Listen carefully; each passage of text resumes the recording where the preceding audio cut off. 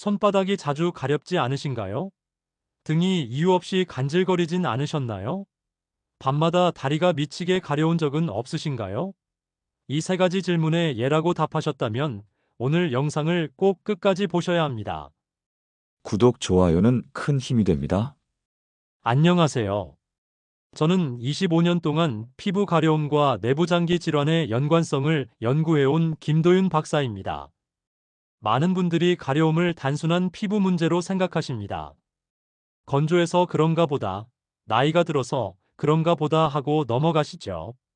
하지만 실제로는 몸속 장기들이 보내는 위험 신호인 경우가 정말 많습니다. 특히 오늘 말씀드릴 세 부위의 가려움은 절대 가볍게 넘겨선 안 됩니다. 손바닥과 발바닥, 등 한가운데, 그리고 정강이와 발목 주변이에요. 이 부위들이 가려우면 단순히 피부가 건조한 게 아니라 간, 심장, 신장 같은 중요한 장기에서 문제가 생기고 있다는 신호일 수 있거든요. 제가 지난 25년간 수많은 분들을 만나오면서 깨달은 게 있습니다.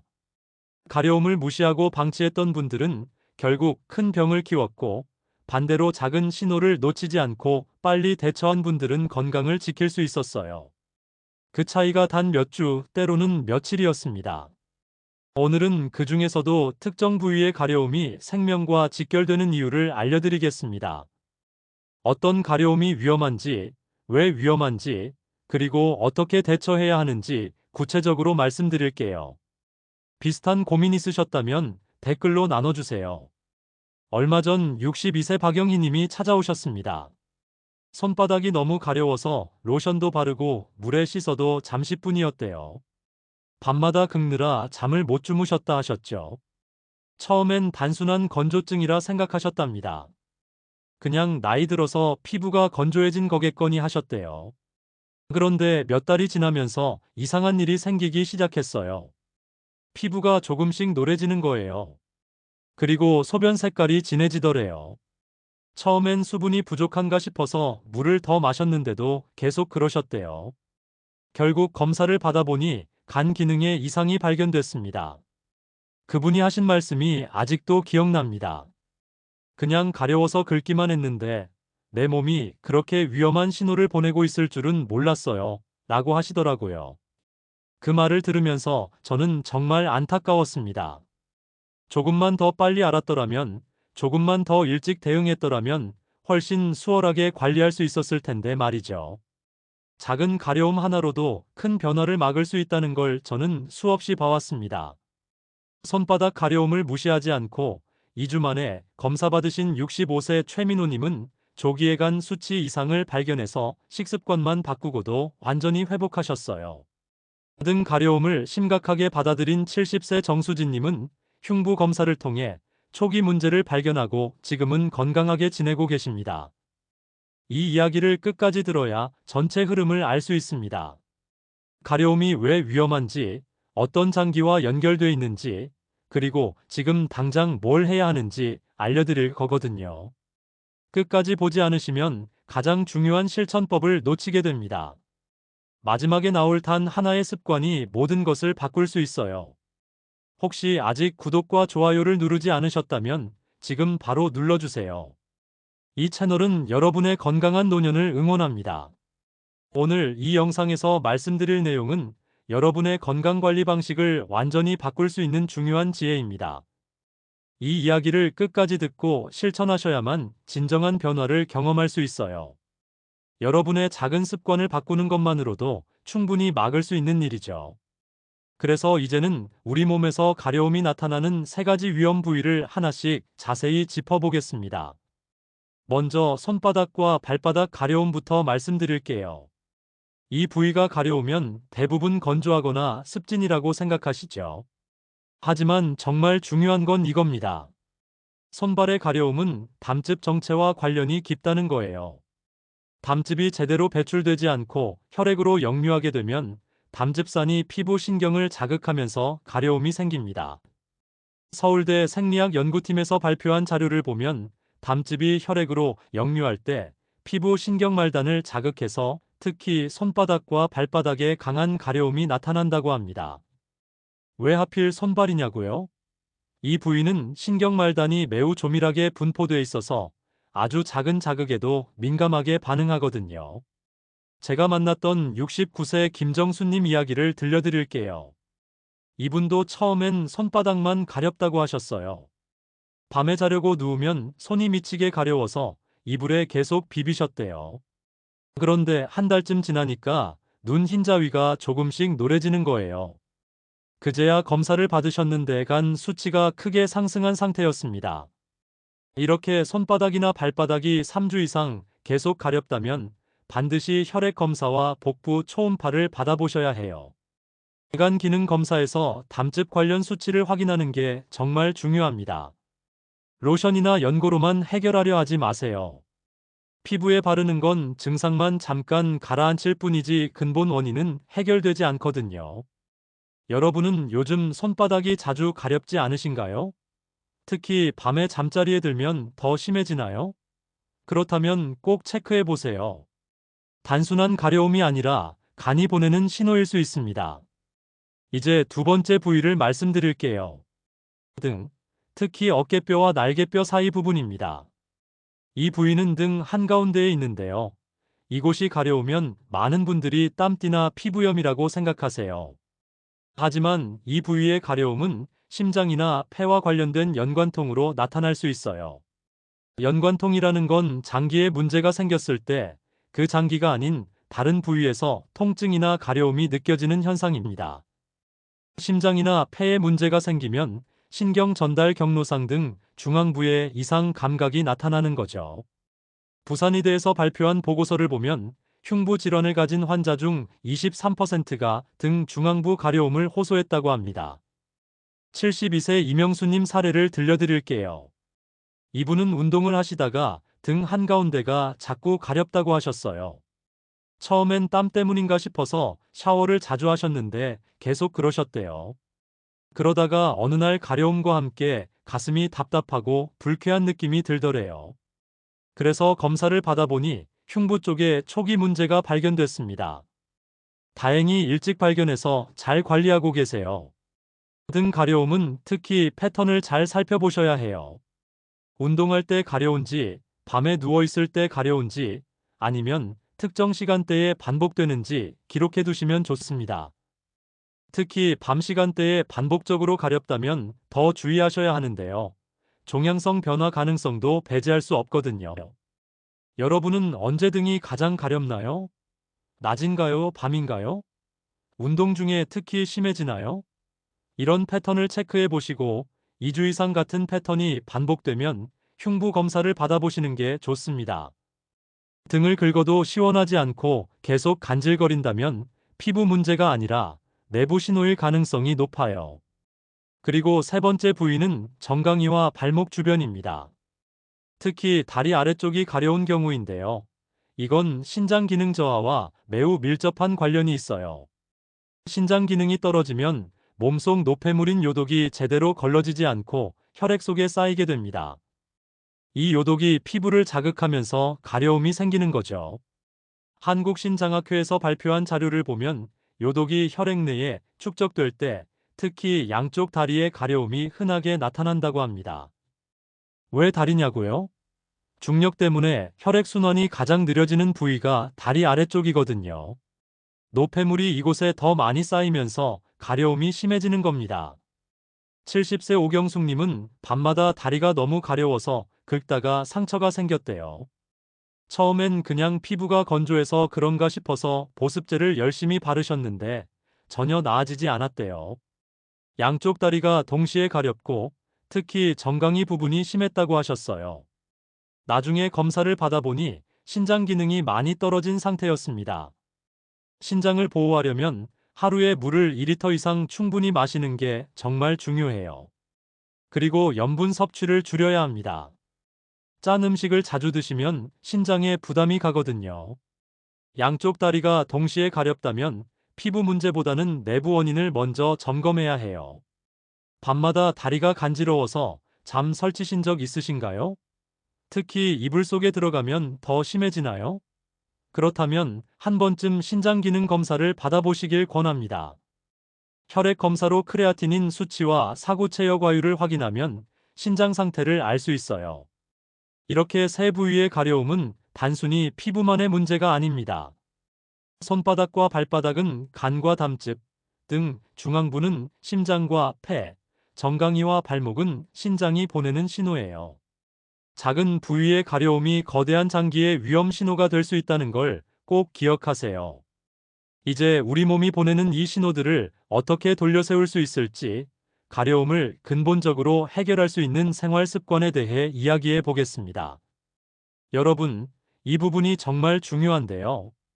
가려움증의 70% 이상은 생활 습관 개선만으로도 완화된다는 연구 결과가 있습니다. 수술이나 약물 없이도 우리가 매일 하는 작은 행동들을 바꾸는 것만으로 충분히 좋아질 수 있다는 거예요. 가장 먼저 말씀드릴 건 수분 섭취입니다. 물을 충분히 마시는 게 얼마나 중요한지 아무리 강조해도 지나치지 않아요. 하루에 1리터 이하로 물을 마시면 안 됩니다. 그러면 혈액이 걸쭉해지고 노폐물이 제대로 배출되지 않아요. 특히 신장에 부담이 가서 다리 가려움이 더 심해질 수 있어요. 물을 한꺼번에 많이 마시기 어려우시죠? 그럴 땐 아침 식사 전후, 점심 식사 전후, 저녁 식사 전후로 나눠서 한 컵씩 마셔보세요. 한 번에 200ml씩만 마셔도 하루 6번이면 1리터 이상이 됩니다. 지금 손 닿는 곳에 물컵이 있나요? 없으시다면 지금 당장 물 한 잔 따라 놓으세요. 두 번째는 맨발 걷기입니다. 하루에 딱 7분만 투자하시면 돼요. 맨발로 땅을 밟으면 발바닥의 혈액순환이 좋아지고 정전기가 몸 밖으로 빠져나가면서 신경계가 안정됩니다. 이게 가려움 완화에 정말 큰 도움이 돼요. 단, 발바닥에 상처가 있거나 당뇨가 있으신 분들은 조심하셔야 해요. 상처가 있을 땐 절대 맨발로 걸으시면 안 됩니다. 하지만 발 상태가 괜찮으시다면 매일 아침 맨발로 잔디를 걷거나 베란다를 걸어보세요. 아파트에 사신다면 베란다에서 7분만 천천히 걸으면 됩니다. 오늘 하루 중 7분 맨발로 걸을 시간 있으신가요? 세 번째는 수면 시간입니다. 밤 11시 이전에 꼭 주무셔야 해요. 11시 이후에 주무시면 간의 해독 리듬이 방해를 받습니다. 간은 밤 11시부터 새벽 3시 사이에 가장 활발하게 해독 작업을 하거든요. 이 시간에 깨어 있으면 간이 제대로 쉬지 못하고 담즙 배출도 원활하지 않아요. 잠자리에 드실 때 텔레비전이나 휴대폰을 보지 마세요. 대신 방 조명을 낮추고 깊은 호흡을 3번만 해보세요. 코로 천천히 들이마시고 입으로 길게 내쉬는 거예요. 이것만 해도 몸이 이완되면서 잠이 훨씬 잘 옵니다. 어제 몇 시에 잠드셨나요? 12시 넘어 주무셨다면 오늘부터라도 11시 전에 눕는 습관을 들여보세요.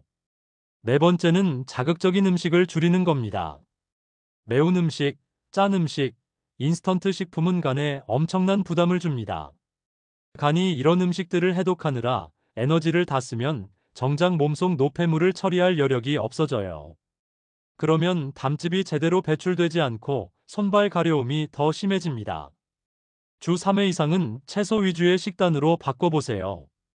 고기를 안 드시란 게 아니에요. 고기를 드시더라도 채소를 더 많이 곁들여 드시라는 겁니다. 쌈채소, 샐러드, 나물 반찬 같은 걸로요. 오늘 저녁 메뉴는 어떤 음식이었나요?